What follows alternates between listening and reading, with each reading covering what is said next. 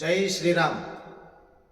ಬಸವ ಕಲ್ಯಾಣದಲ್ಲಿ ನಾಳೆ ದಿವಸ ರಾಮನವಮಿ ನಿಮಿತ್ತವಾಗಿ ಶೋಭಾಯಾತ್ರೆ, ಅದರ ಜೊತೆಗೇ ಪಲ್ಲಕ್ಕಿ ಉತ್ಸವವನ್ನು ಬಹಳ ಅದ್ಧೂರಿಯಾಗಿ ಜರುಗಲಿದೆ.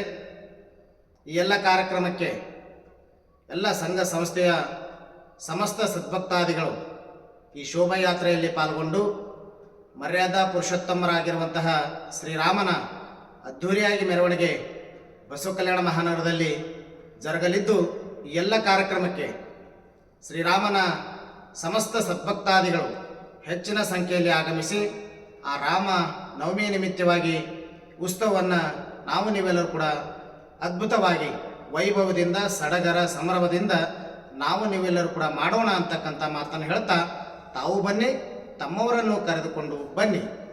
ಜೈ ಶ್ರೀರಾಮ್.